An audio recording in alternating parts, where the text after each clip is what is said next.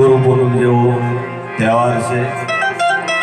સંતો ભક્તો મહંતો ગુરુભાઈ પ્રેમીજનો દરેક મંગલદાસ બાપુના આશ્રમે પધાર્યા છે। બધા પધારેલો ભાઈઓને કોટી કોટી વંદન।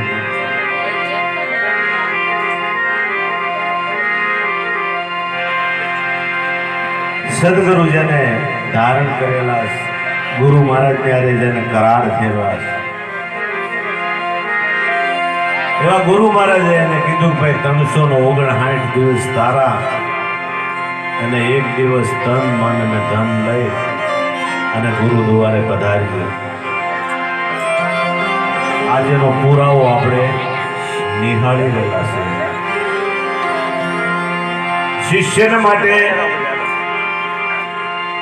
12 મહિનાની અંદર 2 પ્રસંગો જબરજસ્ત આવે છે। એક ગુરુ પૂનમ અને બીજી છે એ ગુરુ મહારાજની તિથિ। તિથિનો મહિમા પણ સંતોએ બહુ જબરજસ્ત ઉજવો કીધો છે કે મરણે તિથિનો ગુરુજી મહિમા છે બહુ મોટો। અંત વેળાએ આવીને ઉભા રહેજો હે ગુરુ મહારાજ અમને શરણોમાં લેજો।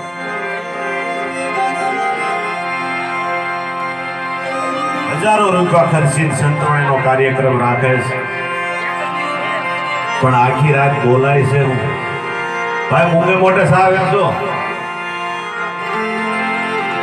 તો રવિ બોલે વાણ બોલે ત્રિકમ બોલે ખીમ બોલે રૂપાદે બોલે માલદે બોલે જયસન બોલે તોરણ બોલે આખી રાત ગુણ કોને ગવાય સંતોના। આ સંતોની જે વાણી છે એ અનુભવેલી વાણી છે કલ્પિત નથી। એક શબ્દ આમાંથી લીધો ને એક શબ્દ આમાંથી લીધો એનું નામસ્મરણ વાળું એમ નથી। એ તો માથે માથું જયારે નહોતું ને ત્યારે વાણી બોલાવી છે।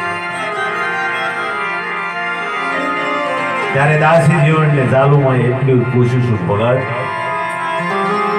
તમે તો બિલકુલ ભણેલા નથી 360 વાણી તમે આ ક્યાંથી લાવો છો?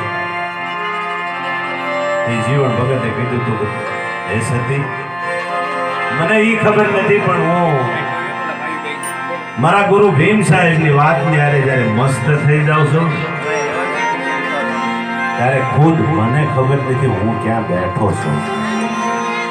કોણ બોલે છે કોણ બોલાવે છે મને ખ્યાલ નથી। ત્યારે એને કીધું કાયાને રાધા કીધીને આત્મને કીધો કાન ભૂલ્યો હું મારા દેહનું ભાન હું તો દીવાનો બની ગયો દાફડા શામાં કે સદગુરુની વાત સદગુરુની વાતની અંદર મસ્ત જ્યારે બની જાય છે ને ત્યારે હું પણ છે ને ટળી જાય છે ત્યારે તું છે એ તું અવાજ આપે છે। સદગુરુ બોલે છે અને સદગુરુ બોલાવે છે એટલે જગત એમ કે દાસી જીવન બોલે પણ મને બોલાવે છે એ ભીમ સાહેબ બોલાવે છે હું બોલતો ને બોલે ને બોલાવે અંતર્યામી આ પ્રિયા બોલે। એટલે ઉપદેશીને માટે 2 તહેવાર ખાસ છેલ્લા સુવા સુધી યાદ રાખવા એક ગુરુ પૂનમ અને એક ગુરુ મહારાજની તિથિ। આ 2 યાદ રાખી અને ગુરુ મહારાજે જે ધ્યાનની મૂર્તિ બનાવી છે એમાં સુરત રાખે તો બહુ દોડા કરવા પડે એવું નથી।